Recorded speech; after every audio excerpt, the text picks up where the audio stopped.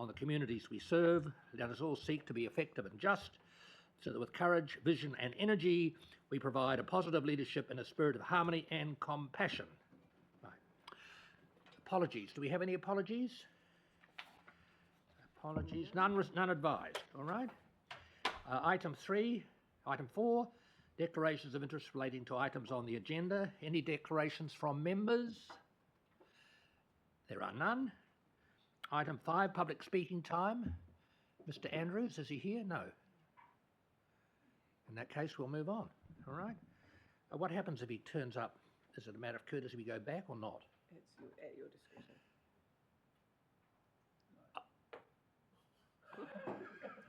Thank you for your advice, David. You have that one for free, Chair.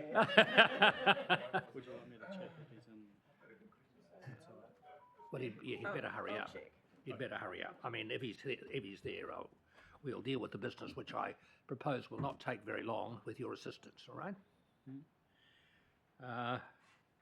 Deputations, none. Item 6. Item 7, members' business. Updates by the chair, 0. Leave of absence, none. So, what else was there? Matters of urgent nature, none. Updates, none. Reports.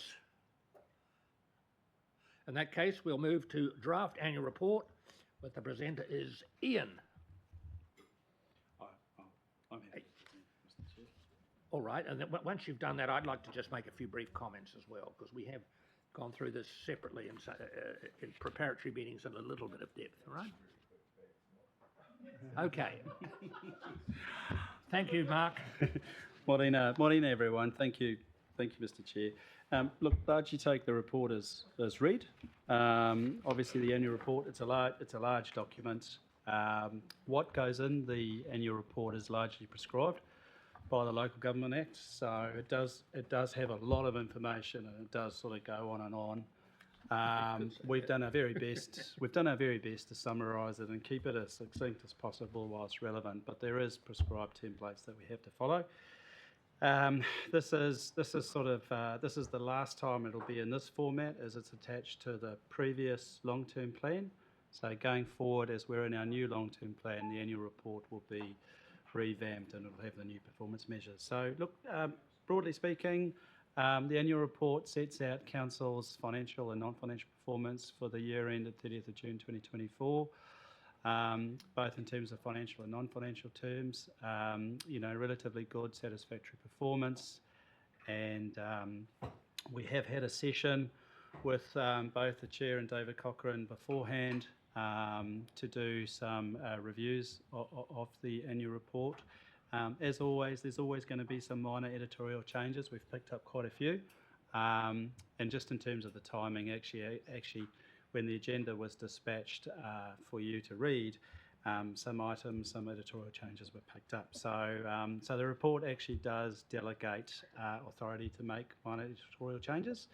But the process is to obviously pick up your comments and feedback, and as the report said, hopefully the committee actually endorses the council adoption of the annual report on the 31st of October, which is later this month. Happy to take questions, Mr. Chair.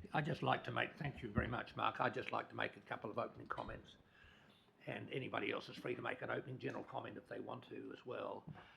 Look, I find the whole process somewhat disappointing. It's very hard to see the wood for the trees, is my basic comment. We know that it's legislatively prescribed in many of the components. That's not to say that we can't go beyond them in terms of explanatory information to narrative information to explain parts of it. But overall, I think it's a wood versus trees argument, and I think we can do better. And I think we should do better for next year. We are limited as to what changes we can make now by the fact that it is before us. It's gone through the internal process of each group, I suppose, signing off on their content. And we don't want it to change that too much, which would take far too much time. But I just feel that there are parts where we feel we can do better. And bearing in mind also that this is the third one of the current triennium in a sense, and we move to a new triennium when we come to next year's annual report, and that gives us the opportunity to do a bit of a roots and a branch review of things and ensure that we do better. So So I just make that comment. As I go through it, as I have gone through it several times, I think there are parts of it which could be improved significantly. I don't like seeing tables and tables of financial information which are not explained, for a start. The funding impact statement is what I'm talking about here, Mark, and so on. But we can do better, and I think we can agree that one of the jobs for the committee next year would be to work perhaps in separate workshops in some way on the changes that can be made. It doesn't need to be done in a formal meeting. It can be done by the people who have a particular interest, in a sense, in pursuing some changes, and they would come back to the committee in due course. All right. So that's my opening comments. Does anyone want to make any other general comments? Yes, Liz. Yes, please. look, I was going to make exactly the same point, and I have raised this before. I think there's a difference between what we are required legally to produce and what is best practice in terms of communicating out to our ratepayers. And I believe we need a separate document that explains things very simply and clearly to our community as to where their rates money has gone, what's it been used for, just some high-level principles and pictorial form or whatever. It's really easy to understand, that isn't weighed down with jargon, that where you don't have to wade through umpteen pages of technical information. And I feel really strongly about that. I'm also concerned about how we explain the rather large operating surplus when subsequent to that we put on a 17% rates increase. So I do believe there's a comms exercise here in terms of, because this is a public document, it will be out there. I think we need to have something that summarises it simply and also talks about the operating surplus in the context of the rates increase for this year, because otherwise people are going to line those two things up and say, what the heck, you know? And that's a perfectly legitimate question to ask, you know, what the heck? How did that happen? What did we, you know, were our forecasts inaccurate, or were we blessed by, you know, highly favourable circumstances, or, you know, which we obviously were, but, you know, I just think it needs some words around it to explain to the community without having a negative reaction. Thank you, Liz. I'd just add one more comment and see if there are any others before we get into the detail. I mean, I think the report as it's written assumes that a reader knows quite a lot more than they probably do. And it doesn't really highlight some of the key issues. It's very much an amalgamation of group comments, it seems to me. And if one looks for a discussion of what really are the issues about Three Waters which occurred during the year and looking ahead, you don't get a clear picture in a nice, concise area written in easy to understand language. The same possibly applies to coastal issues, maybe to some other issues as well, certainly to the debt issue and the credit rating. So I just feel that we can do better, all right? So, and we will work on that for the next annual report. Anybody else want to add anything to what I've said? Don't wait, yeah. I guess I was hoping there might be some response to my request for some comms around this. Is there a plan to have a comms strategy around how we release this information? Good point. I mean, the report, in a sense, doesn't speak for itself. I think it needs to be a fairly You just sent it to me carefully saying we are worded pleased to document. close our annual report. That's not what we're thinking of. No, right? I think there should be a press statement on this, and it should pull out the highlights and talk about the surplus and et cetera, et cetera. I really feel quite strongly that you know that's required. We do need some communications around it. Well, I think that could be done once council adopts the annual report. That would be the timing, but the general I principle. think Darren, do you have a comment on this? It's never too early to start thinking about it. All right. Thank you, Liz. Darren, did you have a comment on media media follow-up, media selling, whatever the right word is, of this media messaging Thanks, of Chair. this report, right? I don't. That wasn't why I switched my light on. I just wanted to congratulate my staff, actually. for a really, really good year's result, which, from the conversation I've heard, has been overlooked and is more about the layout of a document. So that was my start point, if I'm being perfectly honest. Yes, fine. If I touch on the surplus, it quite clearly states why there is a non-cash revenue surplus from the vesting of land that's been returned. So the detail is in the document. And you're correct, Mr. Chair, we are legislatively required to report on certain things. The nuances of how that's presented can be discussed if that is the feel of the organisation. So happy to do that. But I really want to press what we've achieved in a year, which has been extremely challenging. We're the only district to have held a credit rating. That shouldn't be easily overlooked. When everyone around us is struggling, we are holding to what the long-term plan and the current long-term plan suggests. We will be doing everything we can to maintain those single-figure rate increases, and the team is working tirelessly to do that. So I guess I'm disappointed, I think, is where I'm coming from. Yes, there will be a comms plan that follows this, like with every annual report. There's a comms plan, right? And we circulate that. And the messaging will be clear about the achievement. So it's a good report. There's some really good information in here as to what we've achieved. And I'd be happy to take questions about the work that we've done when we get to that point. Thank you, Darren. Look, I accept your admonition in a sense of my slightly negative tone in the comments I made. The issue of what we've achieved in terms of maintaining a credit rating is the sort of thing that could be communicated when the report is released, right? Because it is there, but it's not an issue which is highlighted in any particular, in a nice punchy sentence, if you like, somewhere we would say, these are the key achievements of the year. So I take your admonition, if that's the right word, of me for a negative tone, and you want to emphasise the achievements of the staff and the groups, right? Okay, I accept that point. Any other comments? Yes. Oh, sorry, Mayor. Yes. Sorry. You're just not close enough.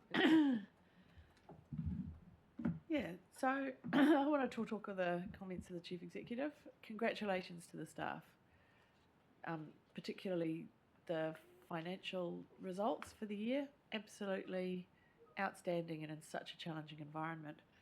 And right across the board, what we've achieved across the different areas in council. I think the report highlights them quite well. I think what I'm hearing is we're not kind of pulling out the major issues so that they can be easily found. There's not a sense that the more important things are more visible within the report. But when I think back to previous annual reports, it's way easier to find things than it used to be. So I think it's just a constant kind of progression in terms of how we communicate. And I just want us to think about if we want to make some changes or improvements. I had a couple of kind of questions. Would that happen as we go along through our kind of interim reporting, potentially, rather than moving into the next annual report? So we start work on that now rather than further down the track to try and tweak a document at the end of the year. And that would happen presumably with councillors, because though this is approved by the Audit and Risk Committee, and they've got an important role to play, this is council's report. So I'd suggest that Audit and Risk and Council come together on this, which would be a really good project to do together. In terms of the communications, it goes a bit further than a press release. How we present this on the website will be important. There's an opportunity there to pull out some of the major issues and highlight them, and also in our social media communications. So there's an opportunity right now to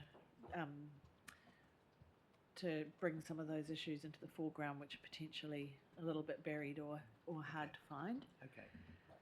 And I had a third point. No, that was around going forward with the interim reports. So, yeah, no, congratulations you, to the Matt. staff, and we'll look forward to working through the next year to see how we can tweak things so that they can be more user-friendly. Thank you, Janet. Mark, you want to make a comment here? Yeah, thank you, Mr. Chair. Just in terms of the query, look, absolutely. So we're transitioning to thirdly performance reporting. So those reports will be a work in progress. So we've had a separate meeting with Councillor Coe. We're looking at completely revamping and refreshing the information, how it's presented. We've got a completely new performance framework. We have 85 measures in this annual report. We've now moved to 120 performance measures. So the financials are becoming more complex. So it's even more important that we actually present the information in a more relevant, refresh style. And so we'll be working with yourselves. We'll be doing the first thirdly report, which will be going to council either November, December, and we'll be taking the feedback, because I talk about conveyor belts. Those thirdly reports will have the look and feel of the annual report, so that we start to lift stuff into the annual report, so that you start to see a common layout. So when you get the annual report, it's information you've seen before. But absolutely in train is new, fresh reporting with different styles, which will be taking your feedback. So we absolutely will be doing that. Sure. Yes, Janet here. Yes, you've got the floor, Janet.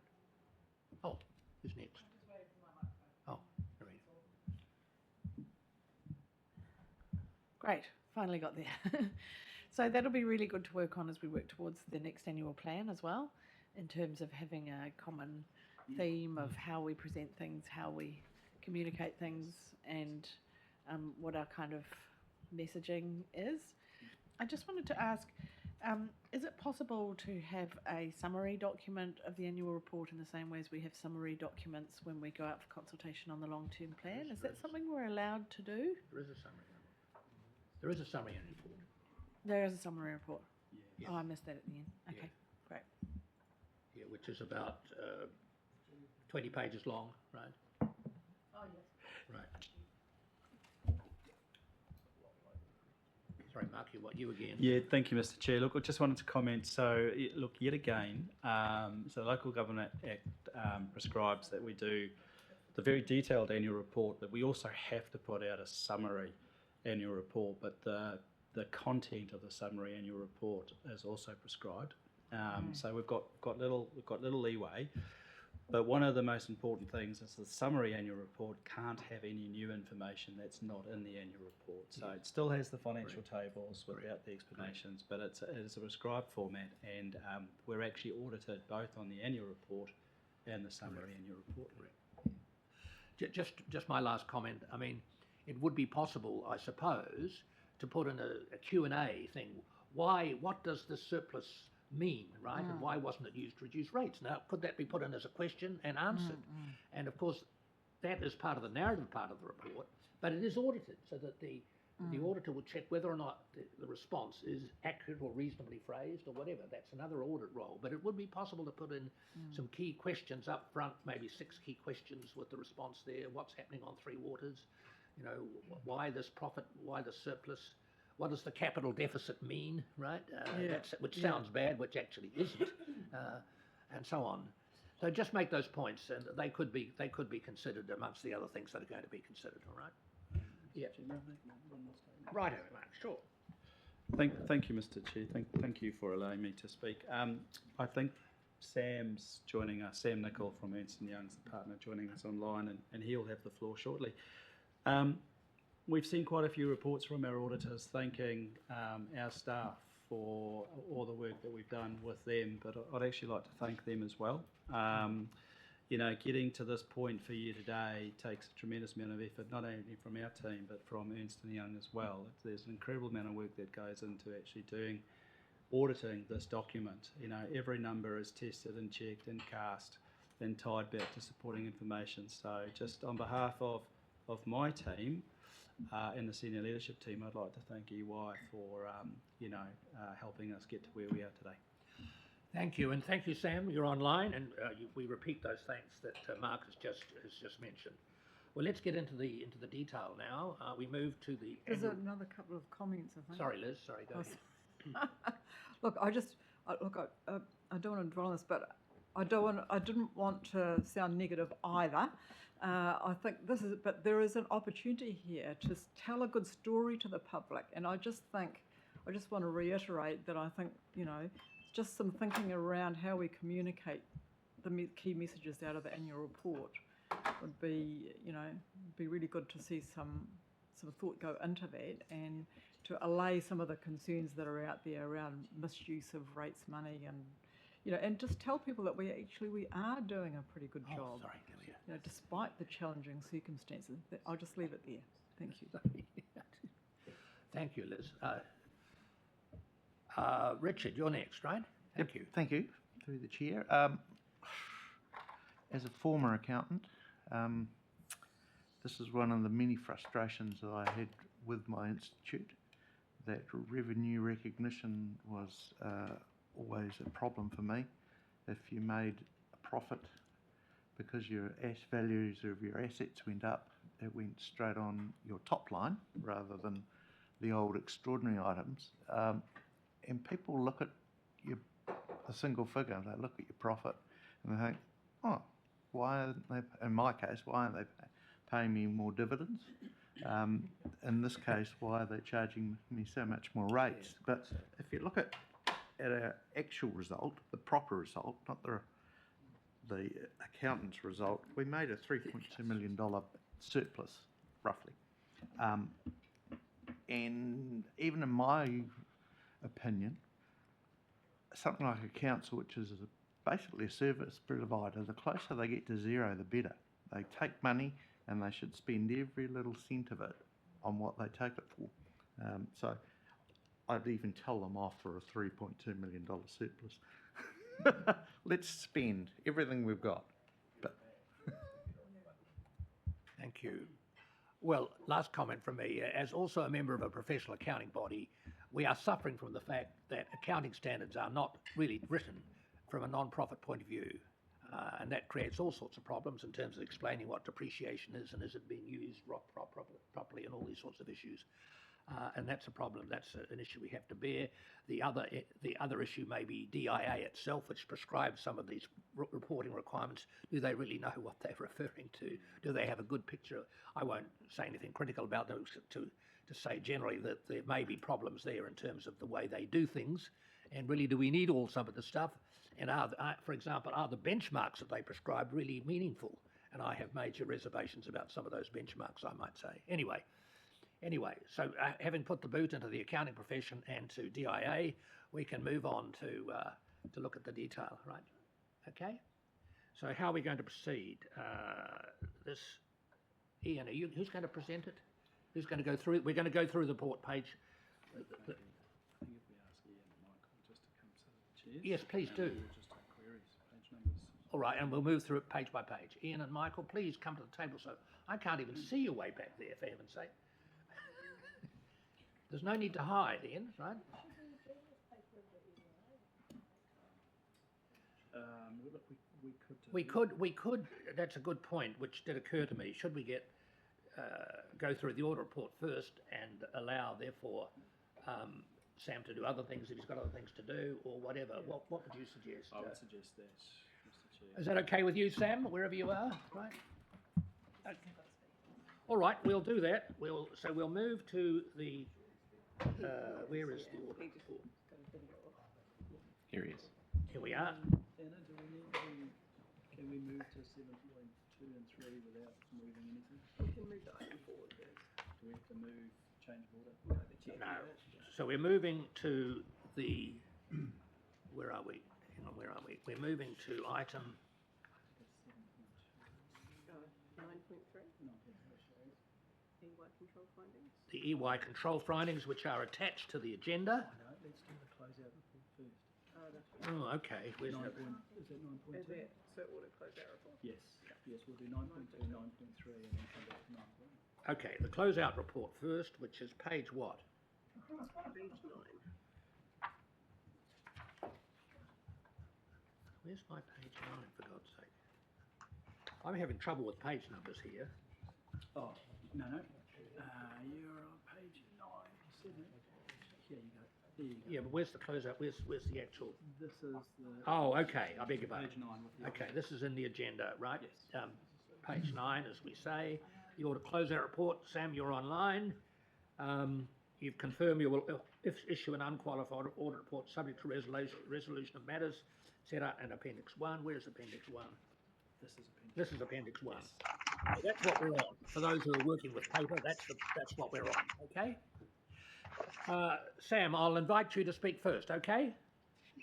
Cool, thank you, Chair. So included in the packs, our audit closeout report and report on control findings. So really pleased to join the committee this morning and confirm our audit's substantially complete, and we're in the final QA stages, including any changes from today's meeting and final tidy-ups. On the page, the executive summary page of our report, we just outline the areas of audit focus. So these are consistent with what we presented to Council in our plan and have reported on in previous audits, and pretty standard for local government entities, with the most significant areas of focus being your property, plant and equipment, which encompasses your infrastructure assets, and the rates setting, invoicing and collection process. The infrastructure assets are dominated this year by a couple of things. A full revaluation of your Three Waters assets, approximately $80 million of capital additions and vested assets. So I've just got a message to turn my camera on, which I thought I had, but you can see me now. And vested assets relating to the former state highways that have vested to council, and are the significant non-cash item in surplus or deficit that you were discussing this morning. So we're able to complete that work successfully and have no matters to report to the committee. Likewise, our focus on rates is working through the rates struck prior to the commencement of the period by council, your tests of their legality and seeing that they flow through to the amounts invoiced to ratepayers and reflected in the financial statements, plus the testing of volumetric water charges. And so we're able to complete that work successfully. And we just note there that the district-wide revaluation obviously doesn't impact the 2024 year due to its timing, but impacts the year we're in right now. If I carry on over the page, we also audit council's non-financial performance reporting across the 80-odd KPIs you report against, identifying those that we think are most significant to ratepayers and performing tests thereof. And our focus is on testing both the accuracy of those measures, but also the performance story told by council relative to targets. And that has been concluded successfully as well. And the only other thing from our work I just wanted to draw on was the council receives a range of revenue from grants and subsidies, including some better off funding from central government. And so that was agreed with the Department of Internal Affairs back in 2022-2023 for specific scope of projects. And that was part of central government's support of councils through the then proposed water reform, including a range of activities, and they funded both water and non-water related activities. And our work's focused on has the expenditure that supports the revenue being recognised fallen within the scope of what was agreed with DIA, and we're able to complete that work successfully as well. So look, I'll pause there for any questions or comments, but really just to, before I do, to pick up on one comment. It's been a big year for the finance team on the back of a pretty long and arduous long-term plan process that concluded at 30 June. They go straight into the year-end reporting. So council should be very pleased by the collective efforts to get us here today in really good shape and on track for the end of the month. Thank you very much, Sam. Well, we've got the executive summary and the appendix here in front of us, so it's open for discussion. Who would like to be first? Bernie, you're first. Yeah, thanks, Mr. Chair. I have a number of questions, all relating to the summary, the Janet and John bit, where it makes The it executive simple. summary, yes. Okay, Yeah. okay. So, and the Chief Executive said he would answer any of these questions. Most of them are infrastructure questions. There doesn't seem to be anyone from infrastructure here, but perhaps. Sean will be here. Okay, so my first question rates page 23, Mr. Chief Executive, and you're going to progressing the new Awa flood risk model to share with councillors in the fourth quarter. Oh, so you're dealing with the annual report? No, Eh? What we're talking about? No, we're dealing with the audit closeout report, page, Oh, sorry. Then, starting page 13. no. No, we'll come back to that. It's report 9.1. We're on. No, you're on the wrong report. That's all right, that's okay. Just save it till later, no problem, Bernard, okay? Okay. Questions and comments? David? Thank you, Chair. Sam, can we just look at page 3 of your executive summary, page 13, I think, of our minutes. And this is really a point, I guess, for the future, because this is a summary of what's happened and it can't be changed. But just looking at areas of audit focus, we have rate setting, invoicing and collection high as a high risk and exposure. And in a way, that's right. If you get it wrong, you've got to have your rates validated. But that's the one, so you either get it right or you don't, or you don't issue GST compliant invoices or something. That's one big mistake, or it isn't.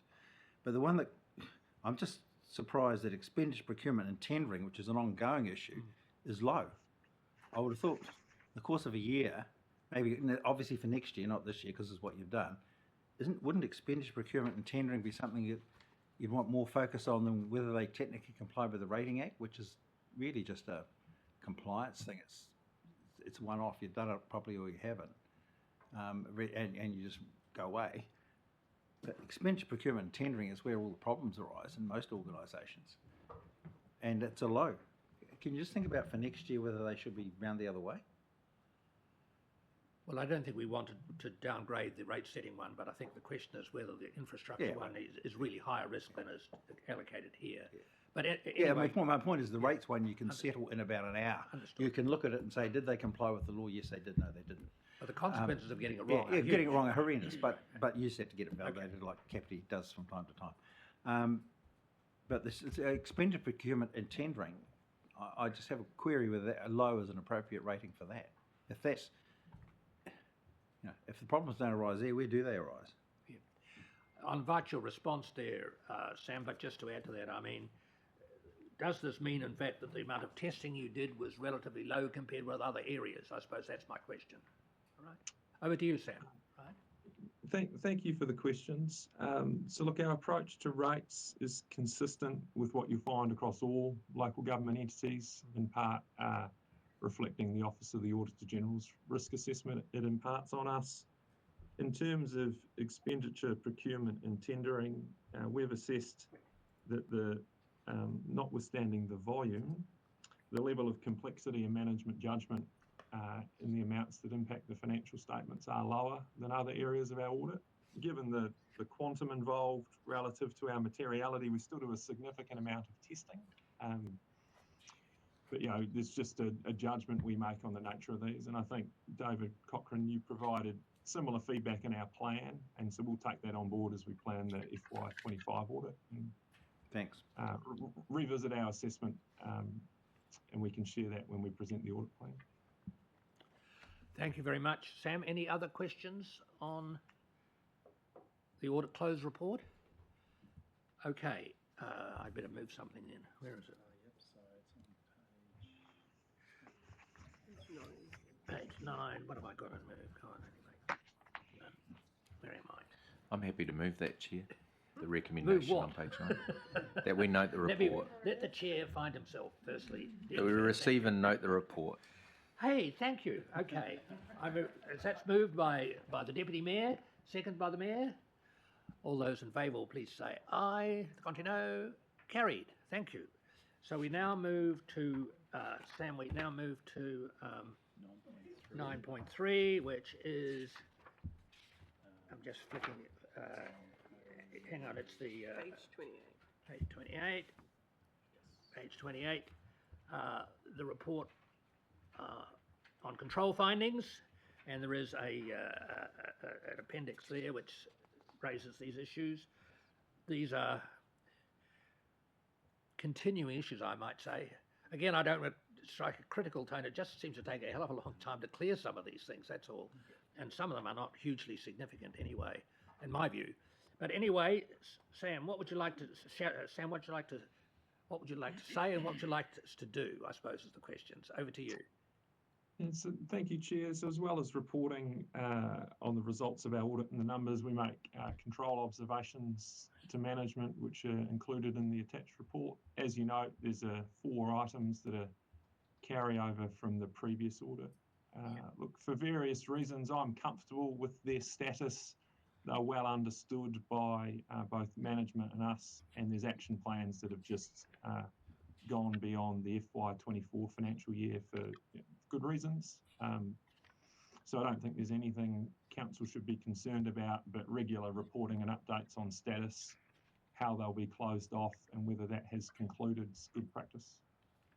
Thank you, Sam. Any questions or comments?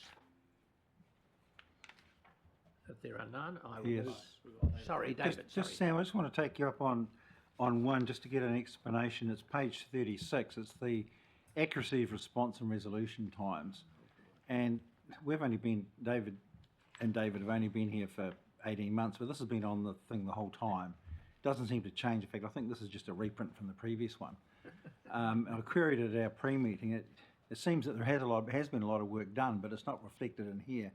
And the management response is pretty wishy-washy. An internal review will be done and the process will be fixed. I mean, it seems the problem is contractors, not the council.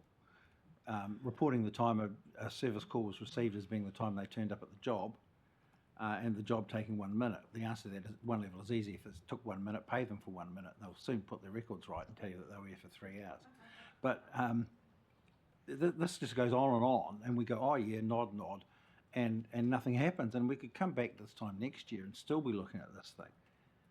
But as I understand it, it's actually improved quite a bit. So either we change the text gets changed to reflect what the council officers have actually been doing and trying to get it right, or we just go, oh, well, we don't care. Those seem to be the only 2 options. Thank you, David. I mean, you're suggesting that this is a bit too negative in a sense, right? Well, there's a better picture than is portrayed. Anyway, look, I'll let Mark comment first of all, okay?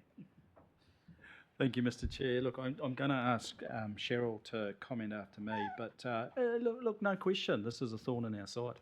It has been. A lot of work's gone into it. There's obviously some.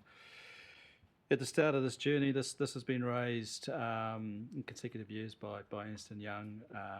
So at the start of the journey, it was the system that we were using was complicated, it had various input fields, and it was human error. So fast forward to where we are today, we still have a system that's difficult to use, despite lots of upgrades being made. We have human error, we have staff turnover, we have contractors going to service requests before it comes through the normal channels. So it's not an easy area to get right, but we are working on it. The management response is a little bit iffy, but we're also doing a major ERP replacement, which will see this problem go away. So in other words, in simple terms, we are replacing our service request system with a target go live date of 1 July 2025. So the system that we use has got limitations, and we do have human error. And so we're hopeful that our new system that'll be in place next year will go a long way to solving this problem, because we'd like to see this completely removed from the control findings. So I do acknowledge it has been here a long time. We haven't quite got there. It's not through lack of effort, but we're probably as far as we can get with the current system that we have. I don't know whether Cheryl wants to add to that. David, do you want to come in first? Well, I'd just say I accept everything Mark said, but I'd like to see that that's not here. This is just last year's narrative, and you've actually done a lot of work, and I think you should be recording that you've done a lot of work, and that there's an end in sight. It's 8 or 9 months away, but at least something's happening, because a ratepayer reading this just thinks, oh, that's what I read last year, and it's not like that. So if you can have the record record the reality, that'd be really good. Yeah, okay. Thank you, David. Did you want Sharon? No. Okay. Is there anything further? Excuse me, Mr. Oh, yes. Sorry, just in relation to that particular thing, Mark, just clarifying, it talks about Magic Q system here. Is that Anteno as such, or was this internal service requests? Yeah, so, through you, Mr. Chair. So the service request system's on 2 systems. It's on Magic, but it also comes through Anteno. Anteno and Magic don't speak to each other, so that's one of the problems. That's sort of your problem. Yeah. Okay, cool. Thank you. If there is nothing further, the chair will move, having found its places in the paper. I move that we receive this report, noting Ernst & Young's report on control findings for the year as attached in Appendix 1, and that we note regular progress reassessment as set out in B1 and B2. I move from the chair. Is there a seconder? Thank you, Deputy Mayor. All those in favour will say aye. To the contrary, no. It is carried. Well, thank you very much, Sam, and thank you for your continuing work. You know a hell of a lot about our council by now, I think, so that's cool, right? Okay. So we now move to the annual report itself, which is 9.1. Ian, you've snuck up to the left. I didn't see you even come up. Anyway, you just snuck up to our left hand. So we're in your hands to take us through that. But I think there are a couple of corrections which need to be referred to. Is that correct? Or should we do that now or not? We've got some separate pages. Or do we wait till we get to those particular pages? Yeah, I wondered, Mr. Chair, instead of going through page by page, if we just ask who's got, if we just establish how many people have got queries. We can touch on that at all. Well, it's just that we need to raise, if people have got queries, we need to do them in some sort of sequence rather than having jumping all over the stuff. Yeah. So look, I might start at the beginning and just see how we go, all right? Sure. All right, so we're dealing with the annual report, which is That's an appendix. with an annual report which is God knows how long. The main part of the report is pages 4 to 28. Yes.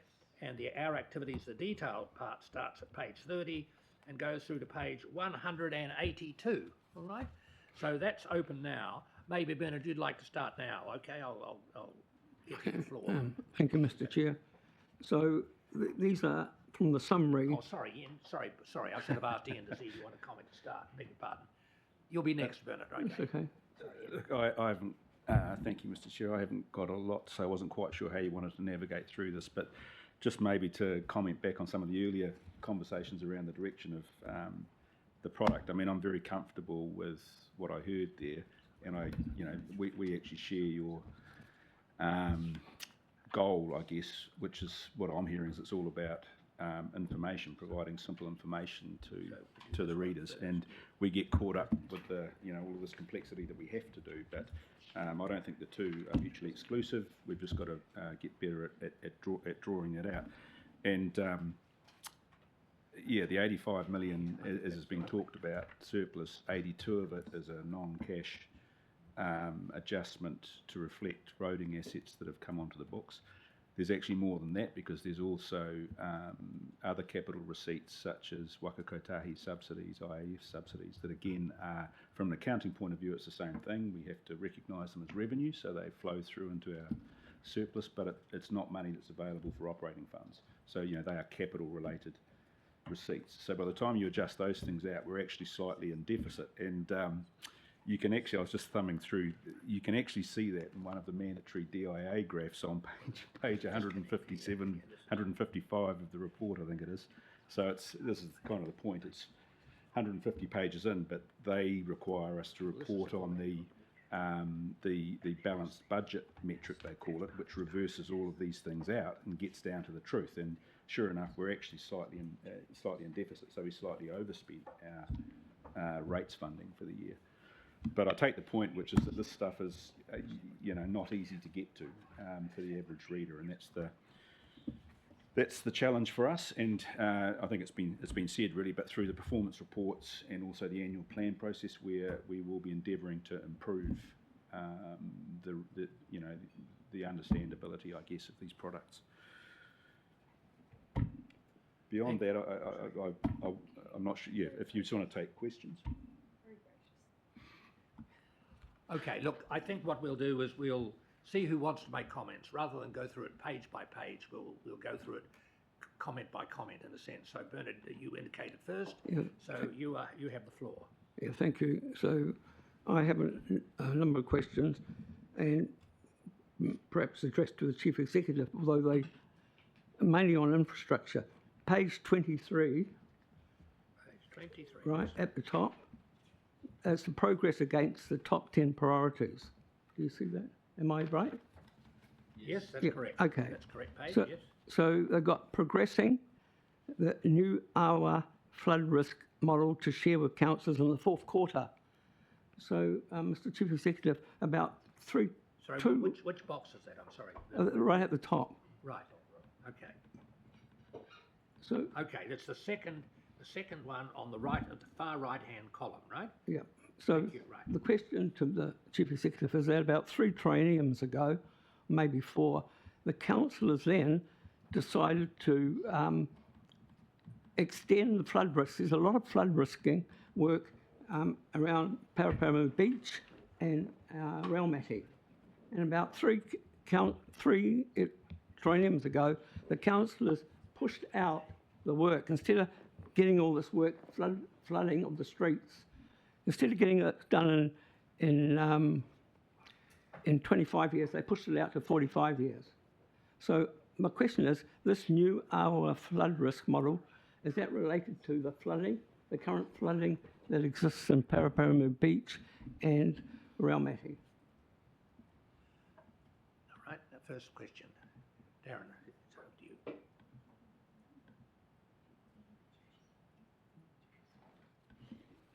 Thank you. So it's district-wide, so not focused towards or to mesh blocks, if we want to use that term. District-wide, and actually we have had workshop briefings with councillors to look at what that Awa modelling looks like, and it's yet to be finalised, and we're bringing that back. So I guess short answer is yes. It's a district-wide approach, and as you can appreciate, as technology improves and service providers improve, we are able to present the information in a better picture that will assist us with obviously what the district plan allows us to do, but identifying where those flood risks hazards are. Thank you. Okay, Bert, next one. Yeah, engaging in better water regional discussions to position Kapiti in the best... Page number, please. No, it just follows. To position Kapiti in the best position for the future, right? So the emphasis, Mr Chair, I would say, should be on Kapiti, positioning Kapiti in the best position for the future, not necessarily the region. Well, it does say to position Kapiti in the best position. Yeah, I'm just re-emphasising that. Can I do that? Well, actually, there's a difference between local and regional, and we'll be discussing that issue on Thursday at that special briefing anyway, yeah. Okay, but point taken, Bernard. Okay, the next one, it relates on the same page. Improved discussion between Greater Wellington Regional Council and KDC on work program alignment. However, the Greater Wellington Regional Council long-term plan funding commitments are unclear. So I understand that Greater Wellington seems to have suspended money, or they don't have enough money, or whatever, finishing off the work at the station, at Paraparamu Station, and work at Otaki. Can you... Well, on the substance of that, that's a separate question, but one comment is that how can you align with something when you don't know what it is, all right? How can you align with Greater Wellington Regional Council's program alignment when we don't know what their program is? But that's another issue. And remembering this is closing out last year, Yeah. Okay. not the current year. Oh, last year. This is the closeout for the last year, right? Not the year we're in. So if I could make the comment, the points that you raised, particular to Paraparaumu, that's only recently been recognised with the GPS landing and the government's refocus of funding for Greater Wellington. So that's not part of what we are talking about in the report, which is retrospective to the previous financial year. So that's a burden for this current financial year. The Mayor and I, we meet regularly with Greater Wellington, Chair Ponter and the CEO there, and at each of those meetings we table those issues. So it's a live conversation, right? Okay, And we do press Greater Wellington. We've got a really good working relationship, which I'm confident allows us to have those scratchy conversations when we do need to. Okay, It's a good point, though. Thank you, Mr. Chief you. Executive. Going on, How many following more have you got, Bernard, just so we can? $1 million on. Sorry, how many more questions do you have, just so we can see Well, whether? I can stop after a certain number and come back again if you like. Well, it's just that we might give others a chance at some stage. Well, I'll do that's one all. more on this page and then I'll stop. All right, okay. Okay, so it's got $1 million spent on footpaths and 4.5 on the transport hub. Yes. Now, $1 million on footpath. The council has in the past had a project where they will put new footpaths in streets. There are many streets in Paraparaumu that don't have footpaths on either side of the street. And the council had a policy at one time of spending money on footpaths to put footpaths in streets which don't have any footpath. Because older people, when they're less mobile, they have difficulty just walking up and down a street. They have to walk up and down the road because there's no footpaths. So I want that queried, only $1 million, and do the councils still have a policy of spending, putting footpaths on streets that don't exist? And then the $4.5 million. Sorry, can I just interrupt you? But this is a question which relates to future policy. I mean, we're really. No, I'm talking about the past. We're really trying to tie the discussion to the annual report as to I what am. we're So reporting I'm talking about what's happened. Can I be allowed to ask what the council been doing on footpaths? They've only spent $1 million. on. All right, I'll leave that to Darren to answer, or whoever is going to answer it. You made the comment earlier that Sean's not here. That's because he's off having a water meeting, which, from my perspective, was a priority of the two, with water coming. So, look, I'm happy to take that question away. I don't believe I've got the information to answer that question, Bernie, and so I don't want to do you ill of your question. So let me take that away and bring it back to you. I think the comment that I would make is that if we think about what the priorities are and the status of those priorities, the key component for me is what's on track, where there's some emerging issues which allows us to have that conversation, as opposed to perhaps the detail of where we are putting footpaths in the district. May not answer your question, but I'm happy to come back to you. Okay, and then following on from that, at 4.5, querying the price, because how do you arrive at a figure at 4.5 on the transport hub when your website already says it's costing 10.1? Yep, thank you. Another good question. Again, relates to the year of the report, right? So the transport hub built over multiple years. So the particular year that we are talking about, $4.5 million are committed in that financial year. Right, thank you. Okay, let's see who. Thank you, Bernard. We can come back if you've got some more questions. Jocelyn, you were next. Thank you. So first of all, on page 43, scroll to, I thought I had more people in front of me, but I'll just get to page 43. My question is around the word, it's around the use of the word median as opposed to average for responses to Page 43. I think it's 43. yes. on the- 43 of the agenda or? Oh, actually, in the document. Oh, so it's Sorry, yes, So what's the page topic? 48. 48. Yeah, it's got median response times. I'm just wondering why median's been used as opposed to average, and what that difference is. Median, mean, and mode. So what line are we on? Sorry, The Jocelyn. first two, under performance measures, stormwater performance measures. Well, that's page 48, according to me. Yes, 48 in the agenda, Okay. 43 in the document. Thank you very much. Okay, sure. Proceed. Yep. Well, there's a mean, a median, and a mode. Well, so- no, they all give different answers, results, you see, and I'm trying to clarify why that's been used as opposed to average. Medium or- response times.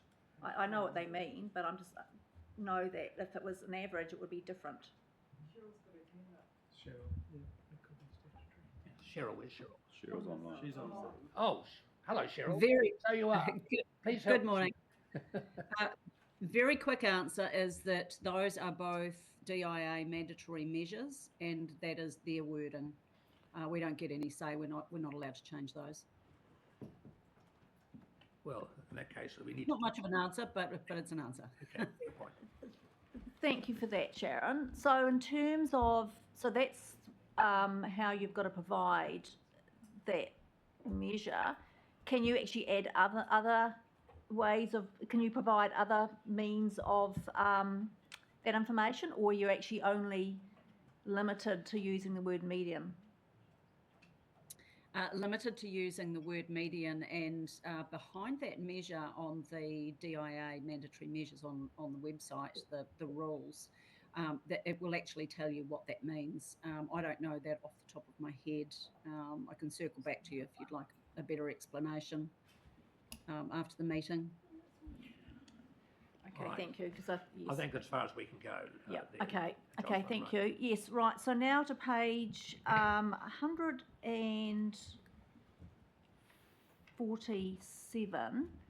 So on this page here, and I can't remember whether it's actually the, 47. Yeah, I'm just, it's actually the agenda, it's 150. Oh, it's not. It's the one where we've got all our, remuneration, page 152. Page 152. Oh, here we are. Yes, This is yeah. fascinating. This is a great read, this one. Yes. Yeah, so that's good to see there, but previously, the attendance of elected members has also been included in these documents, and I'm just wondering why that has not, because, you know, I think our ratepayers are interested to know what attendance the elected members do. Mind you saying that, you can be here but not here. That's quantitative, not qualitative, is what you're really saying, Jocelyn. Yes, yeah, so, yes. Okay. Well, no, I'm just saying, I know previously there's been an attendance percentage. Sure, okay. Mark will help us out here, thank you. That's not a Thank you, performance Mr. Chair. necessarily. I'm very happy to be corrected by Cheryl because she can't kick me under the table. Look, a decision. The council has always had a separate section at the end of their annual report, governance, which showed exactly how many meetings you all attended. It's not a requirement of the Local Government Act. We don't have to do it. Some councils do, a lot don't. So we made the officers, myself, made the decision not to include it. To get the rest of the document done. It's already a long document, and it's not a requirement. So we actually tried to, given the conversations we've had about a lot of information and trying to simplify it, we made the decision to take it out. Yes, the council has always done it in the past. It's not required. It was more work on top of a very, very tired team, so we took it out. Well, I accept the point of the work involved to do it. I think it's really a question of whether councillors feel comfortable with that information being there, really. Do you want that reported? I mean, I can see aggrieved ratepayers scanning this particular page very carefully because it contains information they might regard as interesting, all right? So I think it's a matter for an expression of opinion for councillors as to whether they're comfortable with that, right? It's optional, it's not required, so do we want it, and who decides whether you have it or not? Does this committee favour asking the chief executive to have to do this in future, right? Or not? Yes, John, the mayor. Wasn't that a conversation for the next one? Talking about this one. Oh, well, let's deal with this one first. No, it's a fair point. So it's not there, it used to be there, it's not there, and it's not required to be there, okay? Does the meeting want anything done about this? So, I hear what has just been said, but it's a case of where I don't necessarily think that there's been a conversation about whether that information should be included, whether that information should have been included in this one or not. And so maybe I'm flagging that that would be a really good question to ask elected members for the next annual plan process. All right, let's do it then. All right, let's note the point and defer a Thank you. decision to be led by councillors at a later stage, okay? Thank you very much, Jocelyn. Yeah, so thank you. So that then leads me on to page 173 when we talk about our mana whenua representatives. So it mentions there who they are. the same thing applies there in terms of their attendance and also the pay that they are receiving, or each iwi are receiving for that as well, which is not also included, which I think should be, the transparency should also be included. So That's another, now who determines that? I mean, has that been disclosed in the past or not? I don't know. So I know it's page 143 Yeah, I've got it. in the agenda, and I think, it's fair to say that this is an Page area of 173, concern. isn't it? 173. Yeah, 173. This is an area of concern that has been raised by councillors on a number of occasions. Well, the funding is to the iwi, not to individuals, Yes, right? that's correct. That's right, Yes, yeah. correct. And the attendance. So I'm, Do you want to make a comment on this, Yeah. Hannah? Is that Yeah, yeah. Kia ora, I'm satisfactory just- position? Thank you. Yep. As far as I understand, with the 3 mana whenua reps, they invoice for meetings attended. So I can only go off what happened last financial year. An example of that is Andre Baker submitted his meeting attendance records, and an invoice was submitted on behalf of the trust, and that was paid out of a budget line that's provided, that I think you're referring to. Is that? And Huriwai, well, that was just for Andres, but Huriwai is paid directly to him So it could be that different mana, via the trust. so Hannah, it could be that different mana whenua have a different approach as to how they build, right? That's what you're saying, Yes. right? Yeah. So I think maybe there needs to be some clarification around this. It's my understanding that each iwi received bulk funding, which is about the minimum rate of an elected of a councillor, and it was then distributed internally by them to the person who came along to the meeting. So I think there's probably some confusion about how this is actually happening. Mark And wants I to- it's sorry, getting beg outside the, but there needs to be. Well, let's some try and connection. dispose of the item, but it's a Yeah, fair yeah. point. Let's Yeah. dispose of the item. Thank you, yeah. Thanks, Chair. I'll go and then Mark. Correct. So there's some conflicting roles, or some additional roles, and Andre Baker also chair of Te Whakamininga or Kapiti at the time of the relevance of this report. So yes, each of our 3 mana whenua are represented at committee, and there is bulk funding that was agreed by council, comparable to, I'm going to say, the minimum payment Base rate. without, the base rate without additional responsibility, paid to each of our iwi partners, and then they distribute that how they see fit to their representatives. In regard to Te Whakamininga or Kapiti, there's the rate that applies to the chair, which is slightly different. So that's why you would have seen that. But coming back to your generalist question, there is a set amount that is paid to each of the 3 iwis, and then it is up to them to distribute as they see fit. Okay, then. And so, Mark will add if I haven't covered that well enough. Okay. Thank you. Just to actually add to what the Chief Executive said. So look, there's a couple of things. So the current query is on page 173 of the agenda. And so this part of the annual report, the couple of pages, is the governance. So it's slightly new. So this is where we used to have the tables of which councillor and community board member attended what. So that's gone out. So the governance is this is the part of the annual report which deals to governance. It tells you all about the community boards, all about the committees. It is not where we detail what we pay people. So your earlier query to this in terms of remuneration, so the remuneration covers what comes through our payroll, but it also covers, or should cover, iwi representatives, non-elected members. So we can pick up your query. Your query is why we're not on page 173 disclosing what we're paying iwi representatives. It's not the part of the annual report where that should be disclosed. That should be further up in line with your earlier queries. It's a good query, and we'll take that offline and have a look at it. Thank you. Thank you, Mark.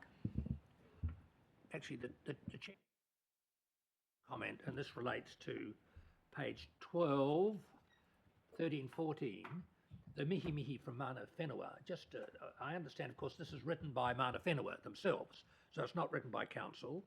There are other sections of the report talking about partnership, tangata whenua and governance where the Mana Whenua issues are discussed, but they're written from a council perspective, right? And I just wonder, Hara, you might have a comment here. We don't have a Mana Whenua representative on this committee, unfortunately, at the moment. That may be being addressed. I hope it will be in due course. But I just make the comment, maybe that they could, without taking offence, I hope, that really these few pages written by Mana Whenua don't say very much about the Mana Whenua perspective about how things are working.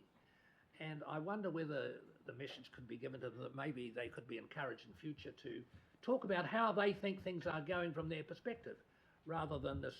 I'm not saying this is bad, but it's rather general and doesn't address the issue from a Mana Whenua perspective. All the other stuff in the report about Mana Whenua is written by council, not by Mana Whenua. That's a comment I make. Would you respond to that? Yeah, kia ora. So, referring to the last LTP, we're still in the current, this report is the last of that, as Mark's reiterated today. We've had 2 changes in chair for Te Whakamiringa o Kapiti. So, actually 3 since that vision was set. Mana Whenua, when we engage, well, myself engage with the current chair to provide their input to the section, it's always really, really difficult. So that's why it's different every single time. You'll see that this report is written by, or this section's written by Kim. The previous engagement that we undertook was written by Andre. So it's quite difficult to gain a streamlined or same vision in there that associates to the visions that they have in terms of kaitiakitanga o kaipōtanga, because that's the overarching that the current chair writes to at the time of the writing of the report. But I hear your note, and I'll communicate that back with the current chair, and we actually have a review this afternoon, so it could be something that's brought up, a workshop for the review, so That's fine. We don't want to change anything here, just Yeah. a message to them to consider, Yep. to consider Noted. that point. Thank Kia you. ora. Okay. Anything else here? Who's next? Who's next? I've got nobody's name on the board. Well, David, sorry. Yeah, sorry if you've moved on. Bernard, don't worry, you're there now. Right, okay. Yeah, I'm a bit concerned about this capability capacity payment, because we haven't had a member. It sounds as though the iwi are being paid to stay away, which I don't think is the objective of the payments. But anyway, my real point is just an illustration of the point Councillor Coe is making about, and you, Chair, about the numbers not telling us much. And if you go to page 162 and 164 of the agenda, for example, and if you're a ratepayer going through this thing, okay, you're interested in coastal management, total sources of capital funding, budget the year before last, 500,000, budget for the year that we're talking about, 1.2 million, actual spent 10% of that. Now, I don't mind in the sense that it was all debt anyway, so we just didn't borrow. But the budget is 10 times the actual, and that's the sort of thing that I would suggest deserves a footnote, saying we didn't do anything because of what, because that's a pretty big variation from your budget. Either your budget's very poor, or your performance is very poor, one or the other. Are you on page 164? Let me just clear, David. 162 and 164. That was 162. But if you go to if you're on 164, just another example of it, economic development. Budget was 2.5 million 2 years ago. The current year budget was 3.3 million, and the actual was less than half that, 1.5-ish.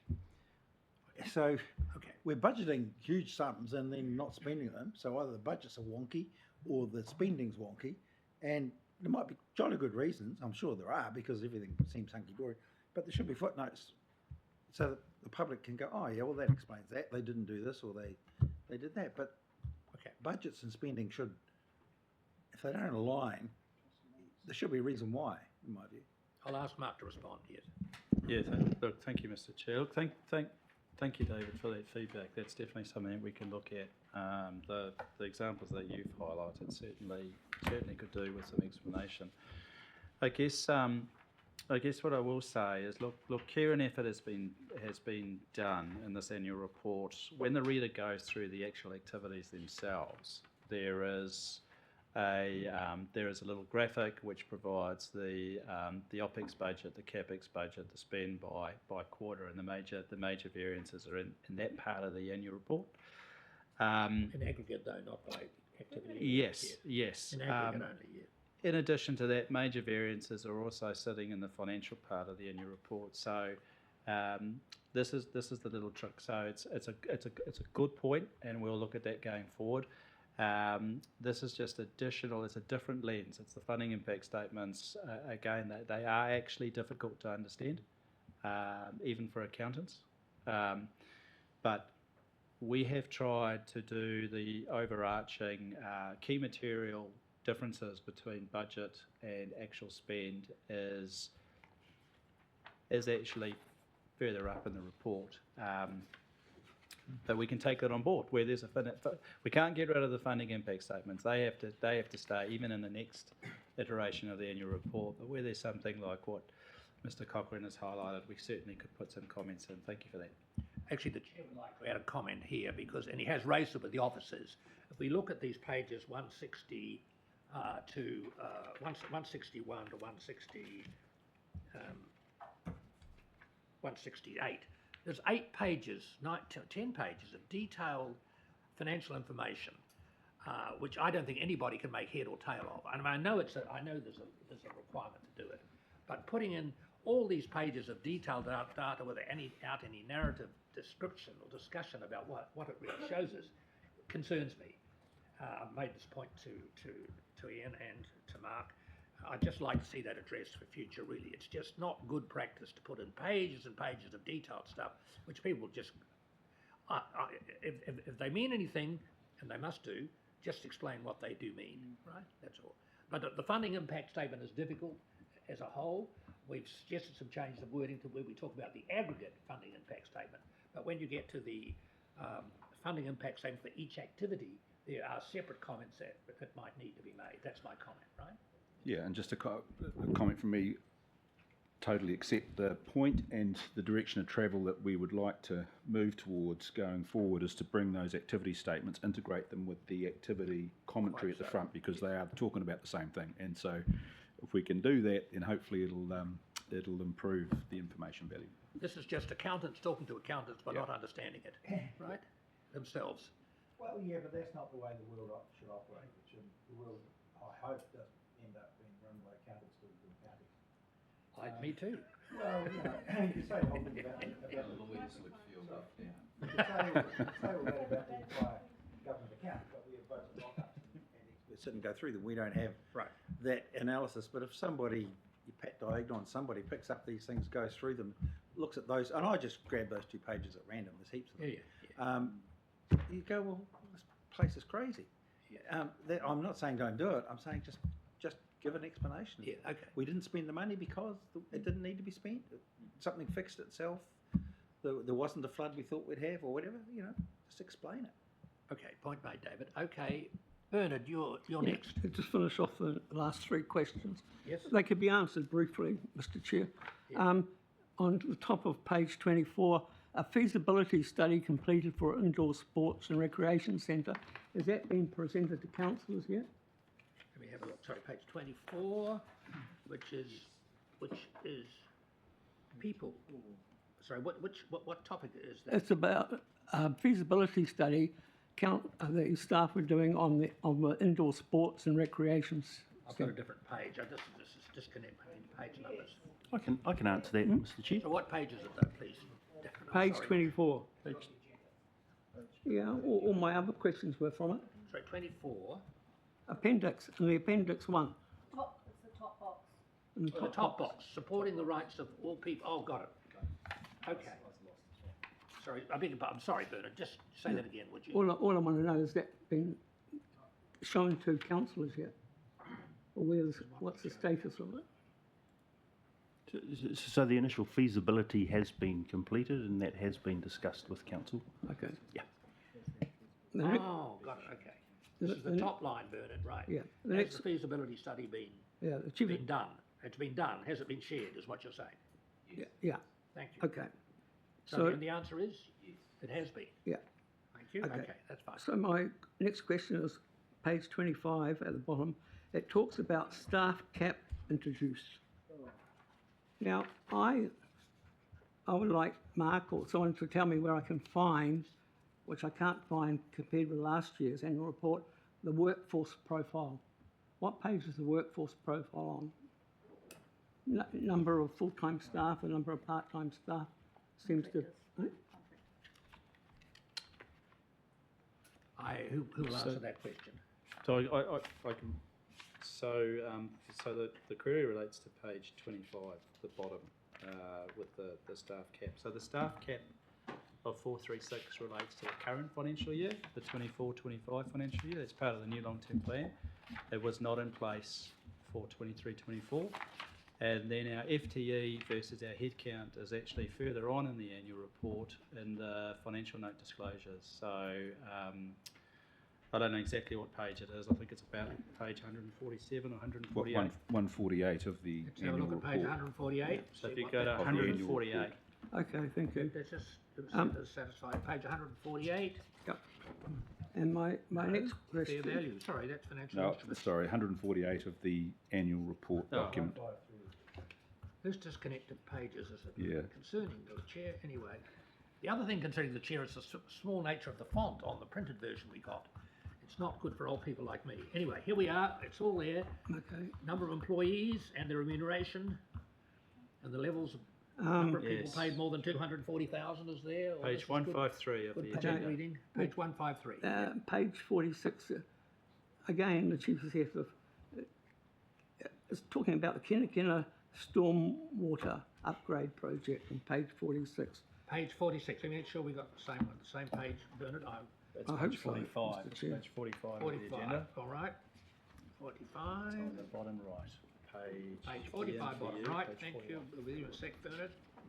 The Kenakena Stormwater Upgrade Project, I'd like more information on that. Maybe I'll have to write a letter to the council to get more information on that. I want to Sure, know you're welcome as a timelines. councillor to ask for that Timelines. information. Yeah. Sorry, as a community board member, to ask for that information, absolutely. I don't see any Okay. problem. And the last one, question relates to me, Mr. Chair, and maybe the Mayor can answer it because the Mayor and the Chief Executive have signed off this annual report, so both should be responsible, shouldn't they, if they've signed off the report? I mean, earlier on, I couldn't see why the Mayor was able to sign a conflict, I suggest, signed off on the report and then seconded the Lawrence's motion. I just see it's strange. But my question relates to page. Sorry, Bernard, continue. Just tell what page does it relate to?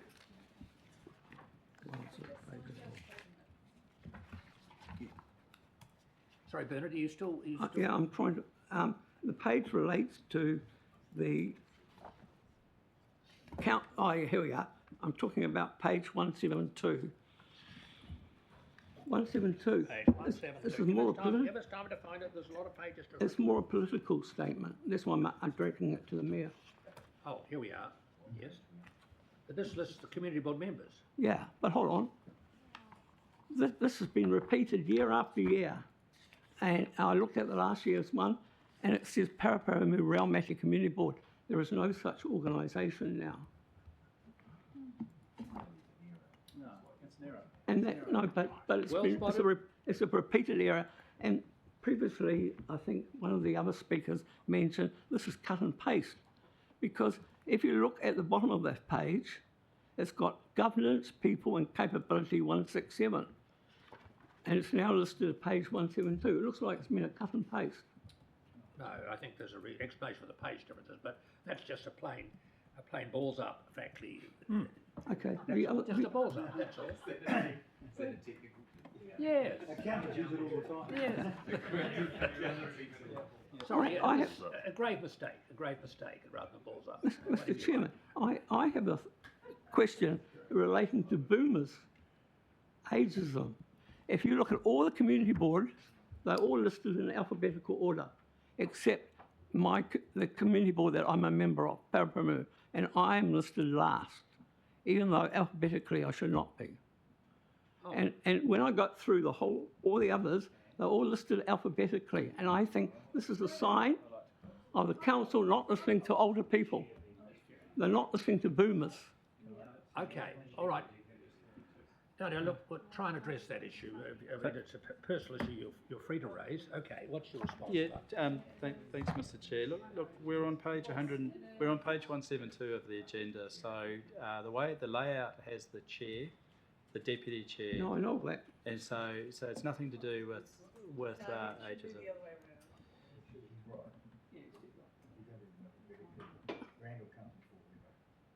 Well, yes, that's right. And the other boards are. I'm sure that can be addressed, and I think it's easier to put it alphabetically anyway, I would have thought anyway. Okay, we'll fix that, Bernard. Bernard, point taken, we'll fix it. Are councillors actually members of the community board? And should they be listed there as well? Or we are, I know, but we're members of the community board. So, yeah, just Well, if that's the case, I don't know that you need to add the names, do you, or just say? All right, that's, okay, that's another, this is not such a balls up, it's just a minor omission, all right, anyway. But let's fix that, okay, fine, absolutely fine, all right. We will add the relevant councillor. Now, what about the district-wide councillors? Do they go across everyone or not? No. Oh, we're going to be deleting them shortly anyway. Okay. All right. Councillors elected by local areas will be listed there as well under the relevant community board. Oh, okay. Right, that's right. Right. Okay, that's fine. Okay. Those who are appointed will also be listed. It's fine. That's a fair point. They are members and they should be listed. Agreed. Thank you, Bernard. I would like to answer the question that was addressed to me. Sorry. Please proceed. Yeah. So I can answer one. I'm not sure if this covers everything you've said, but happy to cover anything off. What I've signed there is the statement at the front that we made. This whole report hasn't been signed off yet. That's what we're doing today, because this committee has the delegation to approve the draft report, and then it's noted by council. So just making that clear. David's the boss today, not me. So I feel quite comfortable moving, seconding the recommendation if that's what's been done already. Yeah. Yeah. So I don't know if there was anything else to clarify. I think I don't think it's a cut and paste because the Ramati Community Board didn't exist before. So. All right, we agreed to fix it all up. We've agreed to fix that up. Yeah, and also I'd just like to say that if we spot errors like that can be fixed up easily, then a good idea to email the chair ahead of time so that we can cover those off, and there in writing is a good way to do it. Thank you. Yeah, but could I just be clear? Where exactly is the statement that Bernard was raising about signing off? What page is it? It's in the intro. Where our signatures are. What page number? In light blue pen. I really don't want you to look at my signature. Oh, here we are. Oh, Mayor and Chief Exec, I just skipped over that. It's actually page 9. It's actually page 9. Here we are. Or page. Here we are. I see your signatures down at the bottom of page 10. All right, okay. Have we resolved that issue? No. Yes, sure, Deputy Mayor.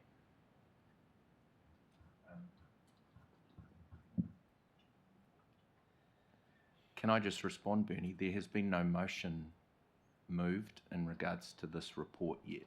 Not yet. The one that you're referencing where I moved it and the Mayor seconded was related to the audit closeout report, which is 9.2 on the agenda. 9.1, we haven't moved a motion yet. So I'll just make that clear. There's no conflict at this stage with the Mayor, and it's her choice and the Chair's as to who seconds any motion. Thank you, Lawrence, that's fine. Okay. Now, what else do we have for, by way of question? Jocelyn, you've got... Sorry, who's... Martin, your turn. Way down here. Couple of things from my end. I just wanted to get some clarity on some things. One thing I just wanted to clarify, just the Mayor's comment. She referred to this as a delegated authority for this committee. According to your recommendations here, that's not the case. This committee is just noting and receiving and recommending with regards to this going to the council for adoption on the 24th. So just wanted to make that correct. So yeah, just good to clarify that point, because it sort of comes back into my other question, which was, I guess this is a little bit for the sea. With regards to when this report comes, what's the expectation of what we as councillors or community board members or whatever, how far can we dig into this, I guess is what I'm saying, because this is a draft report which is going to come to full council. If we want to, I mean, and I'm pretty sure I noted the time frame for the council meeting is quite long. So do we have the ability to dig into any part of that report that we like and ask any questions we like? And it could be quite a long list. I'm not saying that it will be. I'm just saying hypothetically it could be, and that sort of stuff. But is this, or are we supposed to take the report, generally go over it, and then we'll have a sort of workshop to go over the concerns that we have, or something along that sort of line? I just wanted to get clarity on what. Well, look, let's be clear that this meeting here is about reviewing the report and making a recommendation to council as to whether or not it be adopted as the report. So we need to cover the business here in that sense, right? Now, if you want to go through everything, you can make up your own minds as to how long you want the meeting to last. It's entirely up to you to decide. Right? So do you want to proceed with some questions, Martin, or what? Okay. So you didn't really, I get that's from here, because obviously there's 6 councillors that aren't here, in theory. I'm not asking questions because fundamentally, but it's a recommendation of this committee. That doesn't involve the councillors who are not committee members, right? No. Look, I'm asking a more general question. It's not taking anything away from this committee at all. Just when this document comes to the council meeting, we've got leeway to dig into this a bit. Is that correct? If we wish to, there may not be the wish to. It's in council's hands as to how they deal with it once they receive it. Absolutely. Okay, that's cool. I mean, yeah, okay.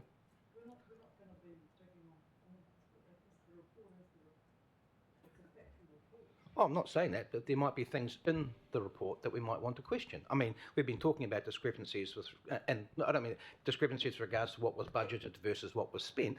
There's a question to potentially be asked there. Well, no, it's a reporting issue. The information. Well, okay, call it a performance issue if you like. What I'm asking is that then, at what point where do we have that conversation then? If it's not at that council meeting, where do we have that conversation? Well, if you're a member of this committee, you can have it here, is surely the point. And it's better to have that done here rather than having it, in a sense, clog up the council agenda when the full council is there. So, I mean, that's the purpose of this meeting, is to do a preliminary screening by this committee of that draft report. Which is the construction of the report and what it reports back and all that sort of scenario. The actual content of it, is that sort of, can that be pushed? I mean, it has been pushed into a little bit here, but my question is, there are potential questions coming out of that report that, I wouldn't mind finding out some more reasoning behind. The question is, where does that happen? Does that happen? Well, there's 6 councillors not here. So if I'm sort of say going to the council meeting, which in theory is the first time I see this report, I read it. And I will potentially look at the comments that came out of this committee. That's why I'm here with regards to taking notes. But there'll be questions that I'll have and go, okay, well, that's a fair comment then. One, why did this happen? Or what is happening to ensure it doesn't happen again? Or, where did that money go? Or is it just a balance out between years as such? Just to clarify in my mind what is happening in that space. I don't know what those questions may or may not be at this stage. Might not be any. Might be quite a few. I tend to ask questions as such for clarity, so the things are clear in my head with regards to things. I'm just wanting to know where's the best place to have that conversation. Yeah, thank you, Mr. Chair. Look, I'll just obviously echo what's been said. So at the council meeting on the 31st of October, so only the council can adopt the annual report. So the councillors have the opportunity. It's why the agenda is a long one. So on the 31st of October, what we'll do, and as what we always do, is we'll be circulating it well in advance. We'll be asking for queries and questions prior. We'll answer queries and questions on the day. The report itself will have, again, a recommendation that editorial changes are delegated. 31 October is sort of the deadline for annual reports to be adopted. And so for that reason, that's why we're here today. So this is the test run with the Risk and Assurance Committee. That's So about what I thought. the key takeouts today are, is there anything in the annual report that this committee is not happy with? It gives us time to change. So we've got time to go away, do the editorial changes, pick up your feedback, and then present to council the revised version that this committee is happy with. And the other important part today is that the committee has heard from EY. There's no unadjusted audit differences. There's no concerns from EY. What are our internal control findings? What is the state of that? Does this committee have any concerns with this annual report? It is not a committee of the full council. The full council will have the time to interrogate the report on the 31st of October. You absolutely have that. Thank you for the clarity. No, that's just all I was asking for. That's great. In other words, let me just say again that the issue is whether or not you're satisfied to recommend the adoption of this report to council. And the questions that you ask should be related to whether to the questions you need to satisfy yourself. Not necessarily general fact-finding questions to inform you. I wouldn't rule against those, but we can't have, this is not a general fact-finding question about what's going on everywhere. It's really a question about, is this report satisfactory to you to recommend to council as a report on the activities for the year? That's what the issue is. And if you need information to form that judgment, then ask that, all right? It's not a performance review, and it's not an a general information-seeking exercise. Right? All right, okay. Okay, Mark, so so do you want to proceed with anything or what? Okay, all right. Who else has got, Deputy Mayor. Sorry, Jocelyn, it's very hard to see you. Anyway. Thank you for the chair. So then, given the line of questioning I had before, I'm still actually very confused about whether this is the time to actually request that additional information or whether it is done at the council meeting at the end of October in terms of attendance for elected members and for mana whenua and inclusion of remuneration for mana whenua. Well, I think this committee should form a view, and that will help council decide. Yep. Right, so, yeah. Okay. So what view is this? Yes, committee I'd going like take? to move that the attendance of elected members to committees, that's all committees, At is all committee included. meetings, Yes. At relevant committee meetings. Yes, yeah, so that includes community board members as well. Yeah, that they've been appointed to is included in this annual report. And that the attendance of mana whenua is included, for each mana whenua is included for the committees that they're appointed to, as well as the method by which they're funded. All right, I think that's quite clear. We've got that recorded. Would you like us to? Happy? Could we adjourn for 5 minutes while we get that typed up? Oh, yeah. All right, well, let me see. Is there a seconder? Yes, good. Seconded by seconded by Glenn. Okay, there is a seconder. Well, look, it is now just after 11. Do we want to adjourn for 5 or 10 minutes for, and then we'll come back to it, okay?